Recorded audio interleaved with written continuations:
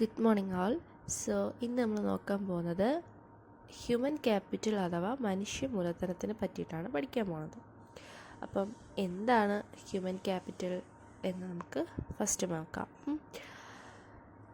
Okay, അപ്പം എന്താണ് ഈ ഹ്യൂമൻ ക്യാപിറ്റൽ? ഇതിൻ്റെ ഒരു മലയാളത്തിലെ മീനിങ് ആണ് മനുഷ്യ മൂലധനം എന്ന് പറയുന്നത്. ഓക്കെ, അപ്പം ഇത് വ്യക്തികളിൽ ഒരു പേഴ്സണിലുള്ള എഡ്യൂക്കേഷൻ, സ്കില്ല്, ഹെൽത്ത്, ഓക്കെ, അപ്പം ഒരു വ്യക്തിയിലുള്ള വിദ്യാഭ്യാസം, കഴിവുകൾ, ആരോഗ്യം, അനുഭവം എന്നിവയുടെ ഒരാകെയുള്ള സമാഹാരത്തെയാണ് സൂചിപ്പിക്കുന്നത്. ഓക്കെ, ഇവിടെ ഈ ഗുണങ്ങൾ സാമ്പത്തിക വളർച്ചയ്ക്കും അതുപോലെ തന്നെ സാമൂഹിക വികസനത്തിനും വളരെയധികം സഹായകരമാകുന്നു. ഇപ്പം എക്സാമ്പിളായിട്ട് പറയുകയാണെങ്കിൽ ഒരു ഉദ്യോഗസ്ഥൻ്റെ വിദ്യാഭ്യാസവും പ്രാവീണ്യവും മനുഷ്യ മൂലധനം എന്നതിൽ പെടും. അതായത് കൂടുതൽ മനുഷ്യ മൂലധനമുള്ള വ്യക്തികൾ നല്ല തൊഴിലവസരങ്ങൾ നേടി കൂടുതൽ സമ്പത്ത് സൃഷ്ടിക്കാനായിട്ട് കഴിവുള്ളവരാകും.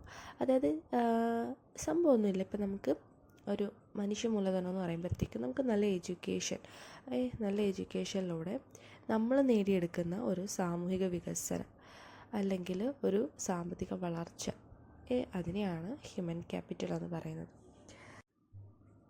ഇനി നമുക്ക് നോക്കുന്നത് മനുഷ്യ മൂലധനത്തെ എങ്ങനെയെല്ലാം ശക്തിപ്പെടുത്താമെന്നുള്ളതാണ്. ഓക്കെ, അപ്പം ഒരു ഹ്യൂമൻ റിസോഴ്സിനെ അല്ലെങ്കിൽ ഒരു മനുഷ്യ മൂലധനത്തിനെ എങ്ങനെയൊക്കെ നമുക്ക് ശക്തിപ്പെടുത്താം എന്നുള്ളതിനെ പറ്റിയിട്ടാണ്. സോ നമുക്ക് ഫസ്റ്റത്തെ ഏതാണെന്ന് നോക്കാം. ഫസ്റ്റത്തെയാണ് മെച്ചപ്പെട്ട ആരോഗ്യ സൗകര്യങ്ങൾ ഒരുക്കുക.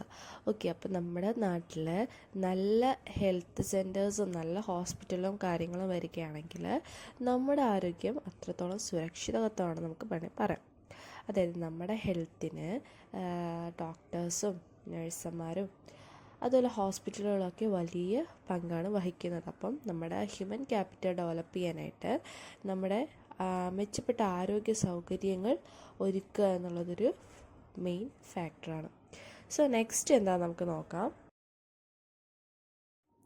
ഓക്കെ, വിദ്യാഭ്യാസ രംഗത്ത് വൻതോതിലുള്ള നിക്ഷേപം സാധ്യമാക്കുക എന്നുള്ളതാണ്.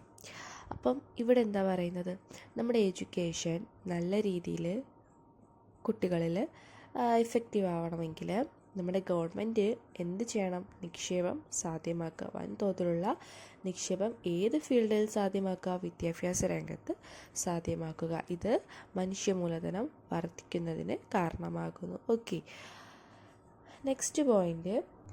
ഓക്കെ, അടുത്തതാണ് നൈപുണ്യ വികസനത്തിന് പ്രാധാന്യം നൽകുക. അതായത് നമ്മുടെ ഓരോ കുട്ടികളിലുള്ള കഴിവിനെ സപ്പോർട്ട് ചെയ്യുക, അല്ലെങ്കിൽ അവരെ കുറച്ചും കൂടെ മെച്ചപ്പെടുത്തുന്ന രീതിയിൽ വേണ്ടുന്ന ട്രെയിനിങ് കാര്യങ്ങളൊക്കെ കൊടുത്ത് അവരുടെ സ്കിൽ ഡെവലപ്പ് ചെയ്യുക എന്നുള്ളതാണ്. അതെന്തിനു സഹായിക്കുന്നു?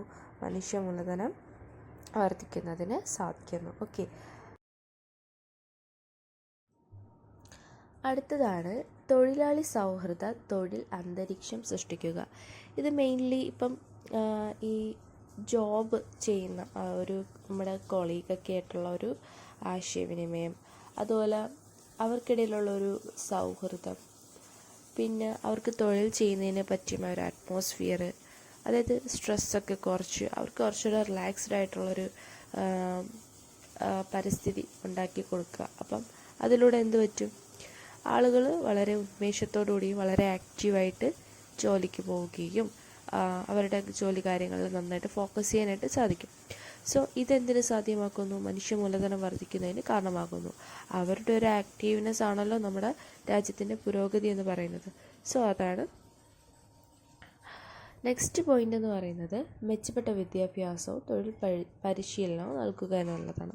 അപ്പം ഈ മെച്ചപ്പെട്ട വിദ്യാഭ്യാസം എന്ന് പറയുമ്പം നമ്മുടെ നാട്ടിൽ ഇപ്പം ഒരുപാട് കുട്ടികൾ നല്ല എഡ്യൂക്കേഷൻ വേണ്ടിയിട്ട് നമ്മുടെ കേരളം വിടാറുണ്ട്, ഇന്ത്യ വിട്ട് പോകുന്നുണ്ട് പുറത്തോട്ട്.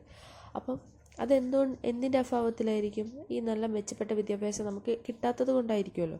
അപ്പം അതൊക്കെ മാറ്റിയിട്ട് നല്ല മെച്ചപ്പെട്ട എഡ്യൂക്കേഷൻ കൊടുക്കുക, അതുപോലെ ട്രെയിനിങ്, നല്ലൊരു ഇൻറ്റേൺഷിപ്പ്, നല്ലൊരു ട്രെയിനിങ് കൊടുക്കുക. അപ്പോൾ ഇത് രണ്ടും ഉണ്ടെന്നുണ്ടെങ്കിൽ നമ്മുടെ രാജ്യത്തിൻ്റെ പുരോഗതി, നമ്മളീ പഠിച്ച് ജോലി മേടിക്കുന്ന കുട്ടികളാണല്ലോ നമ്മുടെ രാജ്യത്തിൻ്റെ പുരോഗതി എന്ന് പറയുന്നത്. അപ്പം ഇതിലൂടെ എന്ത് സാധിക്കുന്നു? നല്ലൊരു ഓക്കെ, അപ്പോൾ നമ്മൾ എന്താണ് മനുഷ്യ മൂലധനം നോക്കി. അത് കഴിഞ്ഞ് നമുക്ക് മനുഷ്യ മൂലധനത്തെ എങ്ങനെയെല്ലാം ശക്തിപ്പെടുത്താം എന്നുള്ളത് നോക്കി. ഇങ്ങനെയൊക്കെയാണ് മെച്ചപ്പെട്ട ആരോഗ്യ സൗകര്യങ്ങളൊക്കെ ഒരുക്കുക. പിന്നെ എന്താണ് വിദ്യാഭ്യാസ രംഗത്ത് വൻതോതിലുള്ള നിക്ഷേപം സാധ്യമാക്കുക. പിന്നെന്താണ് നൈപുണ്യ വികസനത്തിന് പ്രാധാന്യം നൽകുക. തൊഴിലാളി സൗഹൃദ തൊഴിൽ അന്തരീക്ഷം സൃഷ്ടിക്കുക. ലാസ്റ്റ് വൺ മെച്ചപ്പെട്ട വിദ്യാഭ്യാസ തൊഴിൽ പരിശീലനവും നൽകുക. ഓക്കെ, അപ്പം ഇത്രയാണ് നമ്മളിന്ന് പഠിച്ചത്. Okay, thank you.